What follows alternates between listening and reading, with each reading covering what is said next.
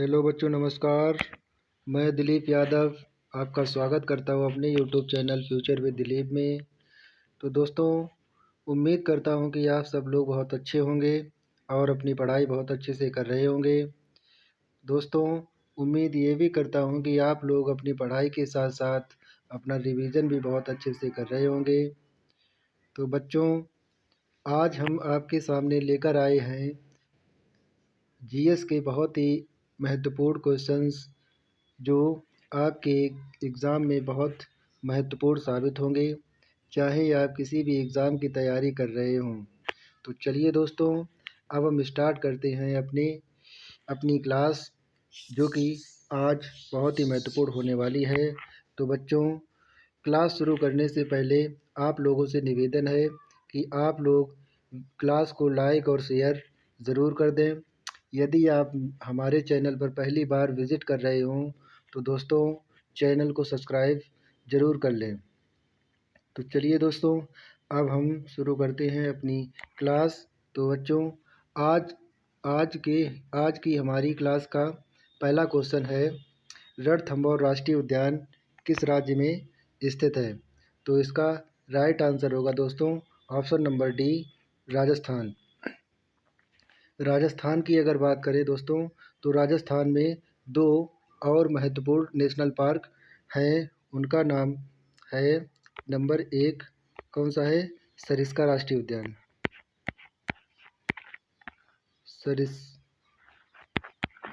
सरिस्का। और दूसरा है केवला देव घाना राष्ट्रीय उद्यान।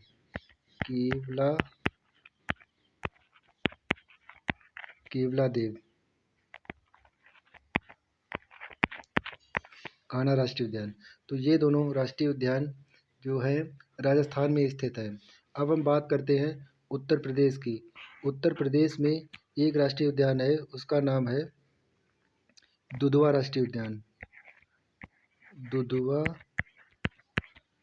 National park. ठीक है दोस्तों, अब हम बात करें महाराष्ट्र की। तो महाराष्ट्र में दो राष्ट्रीय उद्यान बहुत ही महत्वपूर्ण हैं। तो पहला है संजय गांधी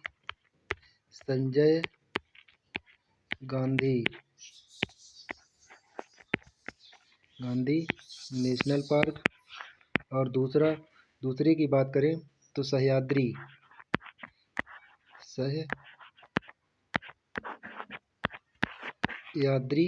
नेशनल पार्क। अगर अब हम बात करें मध्य प्रदेश की, तो मध्य प्रदेश में दोस्तों पाँच राष्ट्रीय उद्यान हैं।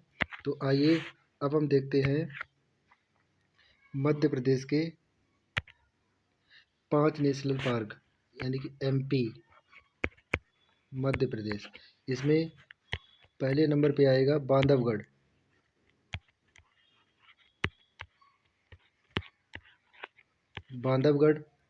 2 नंबर पे आएगा कान्हा। नंबर 3 नंबर पे शिवपुरी नेशनल पार्क। 4 नंबर की बात करें तो सतपुड़ा।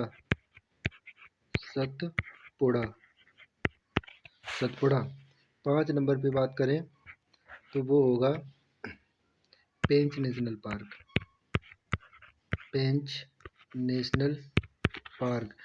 नेशनल पार्क दोस्तों मध्य प्रदेश और महाराष्ट्र की सीमा पर स्थित है। तो इसीलिए ये महाराष्ट्र में भी पड़ेगा और मध्य प्रदेश में भी पड़ेगा। अब हम देख लेते हैं बहुत ही महत्वपूर्ण नेशनल पार्क, जो कि बार बार परीक्षाओं में पूछे जाते हैं। तो पहले की बात करें तो गिर national park.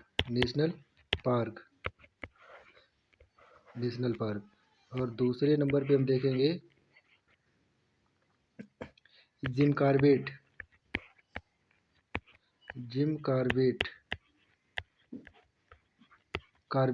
National park. 3 number की अगर बात करें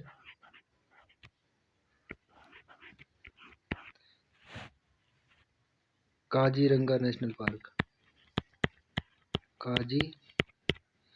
काजीरंगा नेशनल पार्क। और अब हम बात कर रहे हैं 4 नंबर पे, कौन सा देख लें, मानस। और 5 नंबर की बात करें तो नामदफा।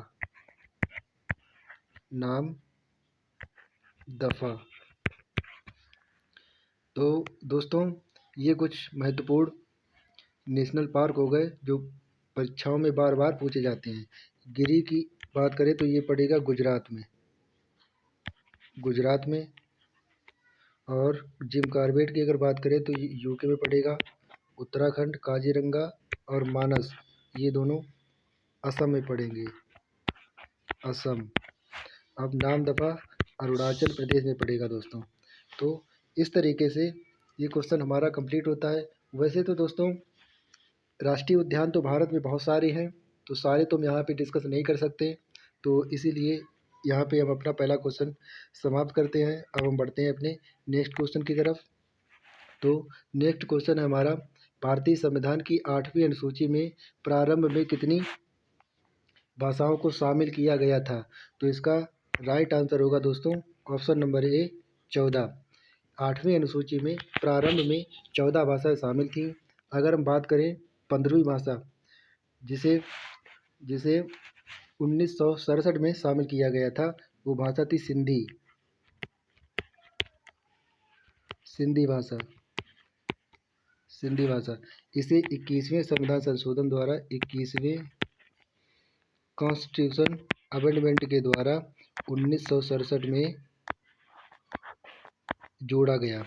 अब हम बात करते हैं 3 भाषाओं की जो 1992 में 71वें संविधान संशोधन द्वारा जोड़ी गई।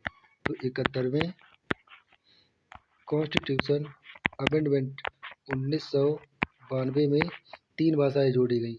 उनका नाम है नमक। ये 3 भाषाएं 1992 में जोड़ी गई। नमक, ना से आएगा नेपाली भाषा,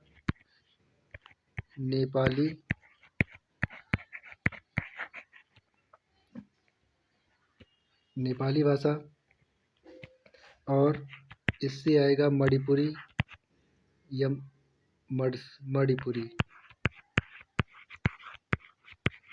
मणिपुरी भाषा। और के से होगा कोंकणी भाषा। तो ये 3 भाषा 71वें संविधान संशोधन 1992 द्वारा भारतीय संविधान की 8वीं अनुसूची में शामिल की गई। अब हम 92वें संविधान संशोधन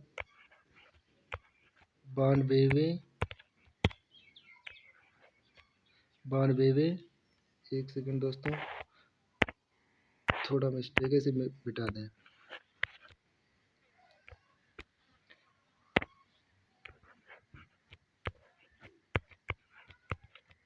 92वें कॉन्स्टिट्यूशन अमेंडमेंट 2003 की बात कर लें कि इसमें कौन कौन सी भाषाएं 8वीं अनुसूची में जोड़ी गई। तो इसके लिए हम याद रखें बोर्ड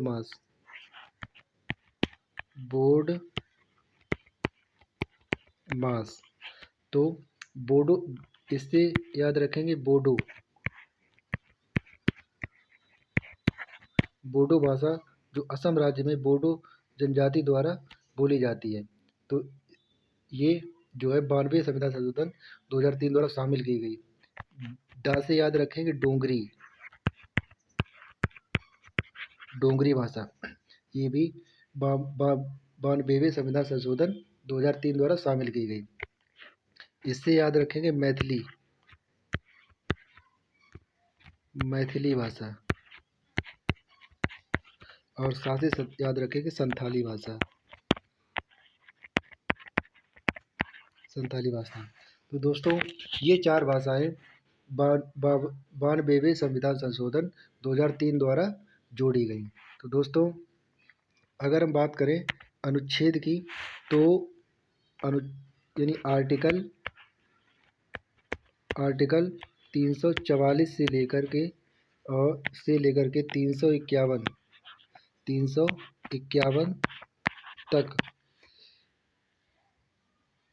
351 तक भाषा से संबंधित अनुच्छेद हैं। भाषा से संबंधित है।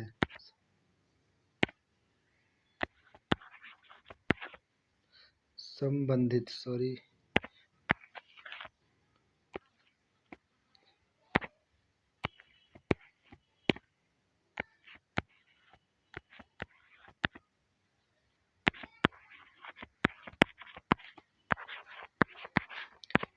है। तो दोस्तों इसी के साथ हमारा ये क्वेश्चन भी कंप्लीट होता है। अब हम बढ़ते हैं अपने नेक्स्ट क्वेश्चन की तरफ। नेक्स्ट क्वेश्चन है हमारा, आहार में किसकी कमी से घेंघा रोग होता है? तो इसका राइट आंसर होगा दोस्तों option number D, iodine. Iodine की कमी से आहार में यदि आयोडीन की कमी हो जाए तो उसकी कमी से घेंघा रोग होता है दोस्तों। अगर हम बात करें विटामिन सी की, विटामिन सी जो है प्रचुर मात्रा में किस आंवला में पाया जाएगा? आंवला में पाया जाएगा। आंवला हो गया, नींबू हो गया, जैसे खट्टे पदार्थों में विटामिन सी प्रचुर मात्रा में मिलता है। अब हम इसके होने वाले रोग की बात करें तो वो रोग है स्कर्वी। विटामिन सी की कमी से स्कर्वी रोग होगा। अगर बात कर रहे हैं हम विटामिन डी और कैल्शियम की, तो ये जो है सूर्य के प्रकाश में मिलता है। विटामिन डी सूर्य के प्रकाश में मिलता है।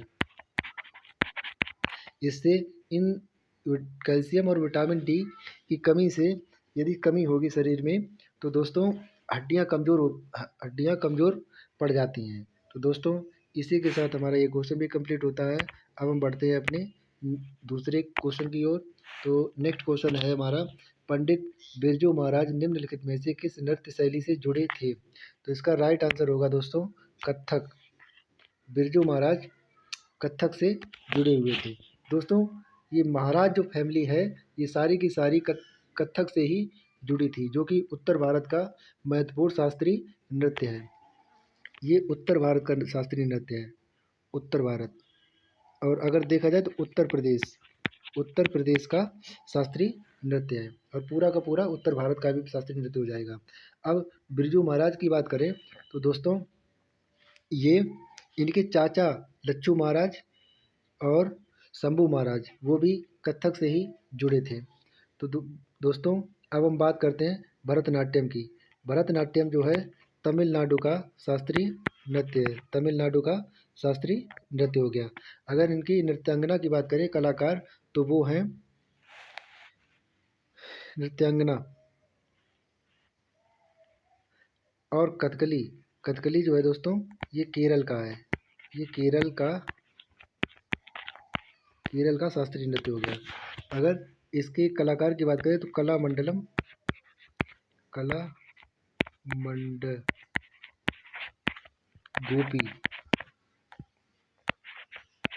गोपी।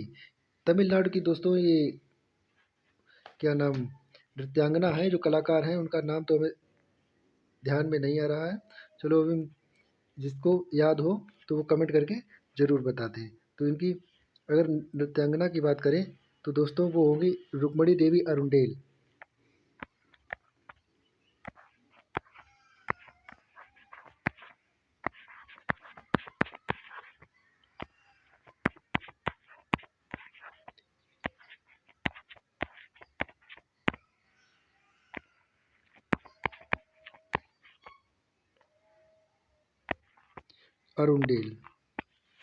तो दोस्तों इसी के साथ हमारा ये क्वेश्चन भी कंप्लीट होता है। अब हम बढ़ते हैं अपने नेक्स्ट क्वेश्चन की ओर। दोस्तों नेक्स्ट क्वेश्चन हमारा है कि नाइट्रोजन का परमाणु क्रमांक कितना है या कितना होता है? तो इसका राइट आंसर होगा दोस्तों ऑप्शन नंबर सी 7। नाइट्रोजन का परमाणु क्रमांक 7 होता है। दोस्तों परमाणु क्रमांक की जब बात हो रही है तो हमें कुछ महत्वपूर्ण परमाणु क्रमांक हैं जो याद होने चाहिए, जो हमारी परीक्षा में बार बार पूछे जाते हैं। तो आइए दोस्तों अब हम उन्हीं का जिक्र कर लेते हैं। तो अगर परमाणु क्रमांक 1 की बात करें तो ये पड़ेगा दोस्तों हाइड्रोजन का। हाइड्रोजन को दोस्तों हम इसके उससे डिनोट किए दे रहे हैं, हाइड्रोजन यानी कि H।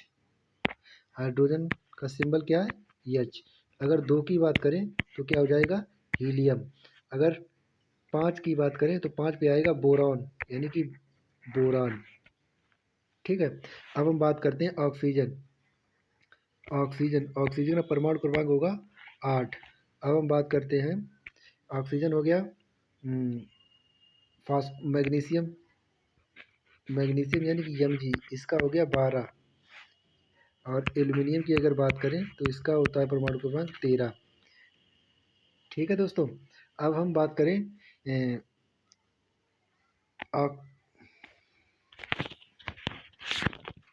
चांदी, Ag यानी सिल्वर का होता है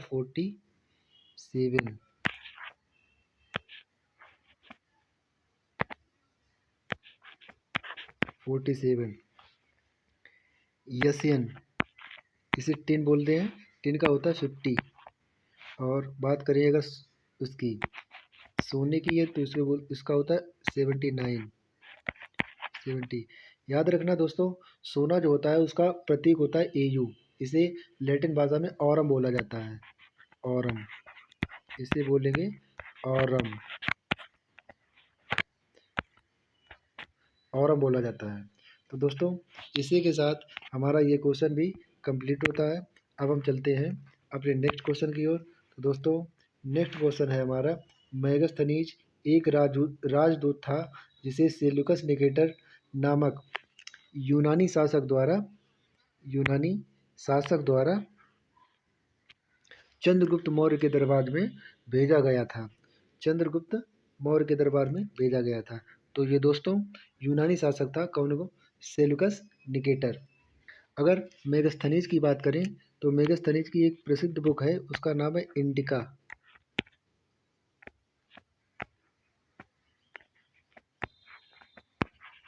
इंडिका नामक बुक जो है, किताब किसने लिखी है? मेगास्थनीज। अगर हम बात करें चंद्रगुप्त मौर्य की तो दोस्तों इन्होंने 322 ईसा पूर्व में नंदवंश के शासक थे, लास्ट अंतिम शासक घनानंद को हराकर मौर्य साम्राज्य की स्थापना की थी। यानी संस्थापक, मौर्य साम्राज्य के संस्थापक थे चंद्रगुप्त मौर्य। मौर्य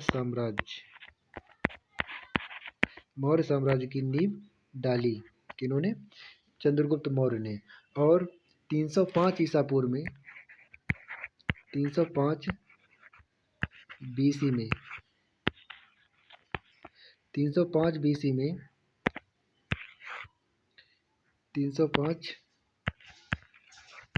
बीसी में सेल्यूकस निकेटर को हराया था इन्होंने। सेल्यूकस निकेटर को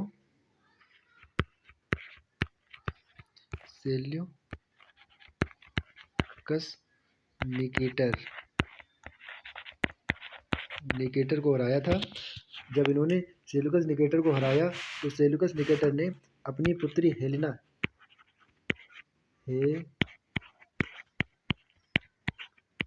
हेलेना का विवाह चंद्रगुप्त मौर्य से कर दिया।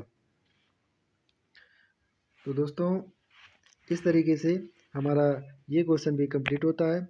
अब हम बढ़ते हैं अपने नेक्स्ट क्वेश्चन की ओर। तो दोस्तों नेक्स्ट क्वेश्चन है हमारा, निम्नलिखित में से तमिलनाडु के किस त्योहार में बैलों को वश में करने का खेल खेला जाता है? तो दोस्तों इसका राइट आंसर होगा पोंगल। तो पोंगल खेल में बैलों को वश में करने का खेल खेला जाता है। अगर हम बात करें पोंगल दोस्तों कहाँ का है? तमिलनाडु का। अगर त्रिशूर पूरम की बात करें तो ये दोस्तों केरल का। ये कहाँ का है? केरल का। रथ यात्रा उड़ीसा में। ये कहाँ का है? उड़ीसा, रथ यात्रा। और ओणम भी कहाँ का है? केरल। दोस्तों ये प्रमुख त्यौहार हैं जो कि इतने राज्यों में मनाए जाते हैं। तो ओणम केरल में मनाया जाएगा, रथ यात्रा उड़ीसा में मनाया जाता है, त्रिशूरपुरम केरल में ही मनाया जाएगा और पोंगल तमिलनाडु में मनाया जाता है। तो दोस्तों इसी के साथ हमारा ये क्वेश्चन भी कंप्लीट होता है। अब हम चलते हैं अपने नेक्स्ट क्वेश्चन की ओर। तो नेक्स्ट क्वेश्चन है हमारा, पेन्नार नदी का उद्गम स्थल किस राज्य में है? तो इसका राइट आंसर होगा ऑप्शन नंबर ए, यानी कि कर्नाटक। पेन्नार नदी का उद्गम उद्गम स्थल कर्नाटक में है। दोस्तों अगर बात पेन्नार नदी की करें तो पेन्नार नदी कर्नाटक से निकलकर आंध्र प्रदेश होते हुए बंगाल की खाड़ी में विलीन हो जाती है। दोस्तों तो इसके प्रवाह क्षेत्र की बात करें पेन्नार नदी के, तो कर्नाटक और आंध्र प्रदेश में ही सीमित है। दोस्तों जब नदियों की बात हो रही है तो आइए हम कुछ महत्वपूर्ण नदियों को की ओर देख लेते हैं। तो दोस्तों अगर हम बात करें कृष्णा नदी,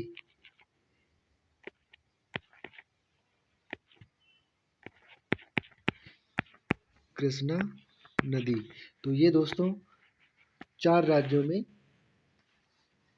से होकर जाती है। ये महाराष्ट्र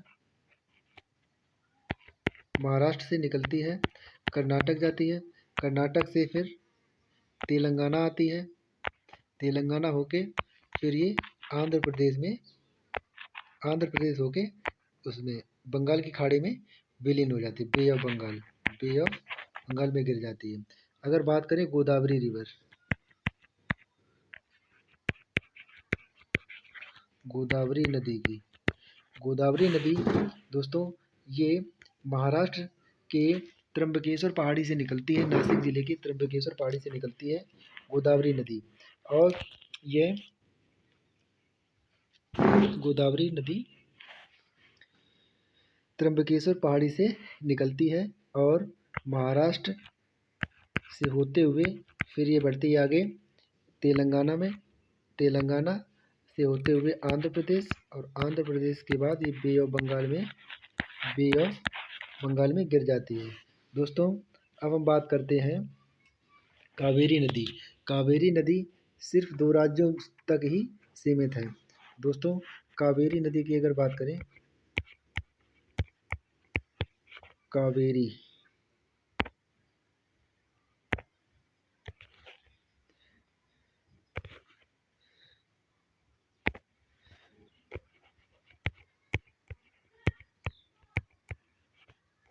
कावेरी नदी तो ये दोस्तों कर्नाटक से निकलती है,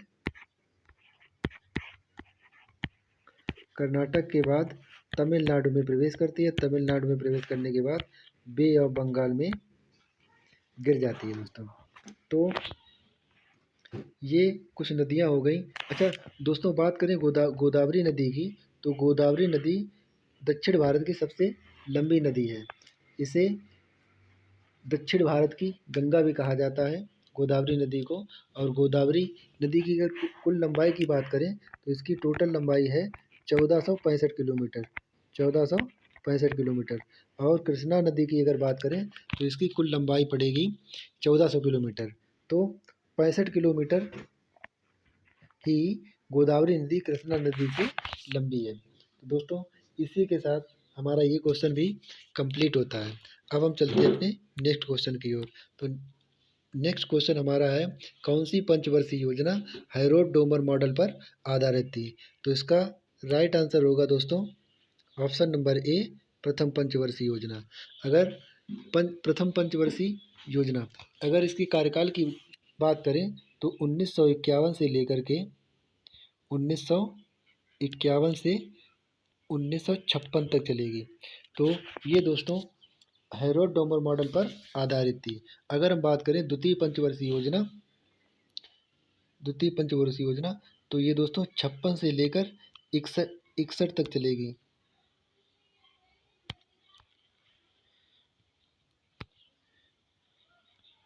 61 तक। अगर बात करें तीसरी पंचवर्षीय योजना की तो ये 61 से लेकर 66 तक चलेगी। अगर बात करें पांचवी पंचवर्षीय योजना की तो ये दोस्तों 1974 से लेकर 1978 तक ही चली। दोस्तों ये पांचवी पंचवर्षीय योजना केवल 4 वर्षों तक ही चली। अगर हम बात करें द्वितीय पंचवर्षीय योजना की, तो ये दोस्तों पीसी महालनोबिस मॉडल पर आधारित थी। पीसी महालनोबिस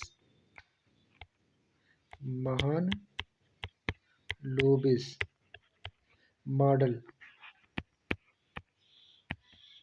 पर आधारित थी। अगर हम बात करें तीसरी पंचवर्षीय योजना की, तो ये दोस्तों गॉडगिल मॉडल पर आधारित थी। गॉडगिल मॉडल पर आधारित थी। अगर हम बात करें पांचवी पंचवर्षीय योजना की, तो ये दोस्तों डीपी धर मॉडल पर आधारित थी। तो दोस्तों इसी के साथ हमारा ये क्वेश्चन भी कंप्लीट होता है। अब हम बढ़ते हैं अपने नेक्स्ट क्वेश्चन की ओर।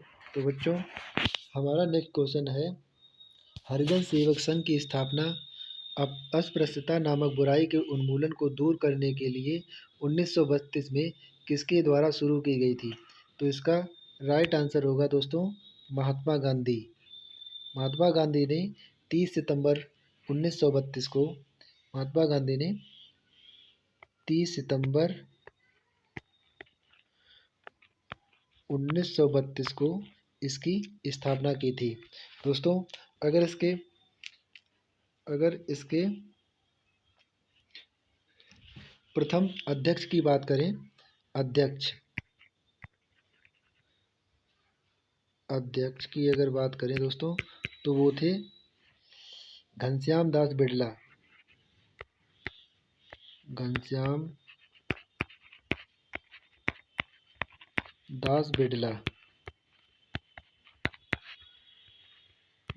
दास बिड़ला इसके प्रथम अध्यक्ष थे। तो दोस्तों अरोड़ा आसफ अली की बात करें, तो ये दोस्तों पेशे से शिक्षिका थी। इनका भी योगदान हमारे स्वतंत्रता संग्राम में बहुत ज़्यादा रहा। जवाहरलाल नेहरू की बात करें, तो ये पहले प्रधानमंत्री हुए। स्वतंत्र भारत के पहले प्रधानमंत्री पंडित जवाहरलाल नेहरू हुए। भीमराव अम्बेडकर की अगर बात करें, तो पूरा संविधान भीमराव अम्बेडकर जी ने ही लिखा। प्रारूप समिति के अध्यक्ष भी थे। महात्मा गांधी की अगर बात करें, तो दोस्तों महात्मा गांधी को कौन नहीं जानता। ये 15 जनवरी 1915 को ही भारत में वापस आए थे, और इनकी याद में ही जिस दिन ये आए थे 15 जनवरी को ही भारतीय प्रवासी दिवस के रूप में मनाते हैं हम लोग। और असहयोग आंदोलन 1920 इन्हीं के नेतृत्व में शुरू हुआ। खेड़ा आंदोलन इन्हीं के नेतृत्व में हुआ। दोस्तों अगर हम बात करें इनके पहले सत्याग्रह की, तो उसका नाम है चंपारण सत्याग्रह। जो चंपारण सत्याग्रह बिहार, वो भी महात्मा गांधी ने ही शुरू किया था। तो दोस्तों अगर बात करें भारत छोड़ो आंदोलन, वो करो या मरो नारा वो महात्मा गांधी जी ने ही दिया। तो दोस्तों इसी के साथ हमारी ये क्लास यहीं पर समाप्त करते हैं। तो दोस्तों कैसी लगी आपको क्लास, कमेंट बॉक्स में ज़रूर बताना। दोस्तों अगर अच्छी लगी हो तो लाइक और शेयर ज़रूर करना। और यदि आप हमारे चैनल पर पहली बार विज़िट कर रहे हो, तो चैनल को सब्सक्राइब ज़रूर करना बच्चों। तो चलिए दोस्तों अब हम आपसे विदा लेते हैं। तो कल फिर मिलेंगे किसी नए टॉपिक के साथ। जय हिंद दोस्तों।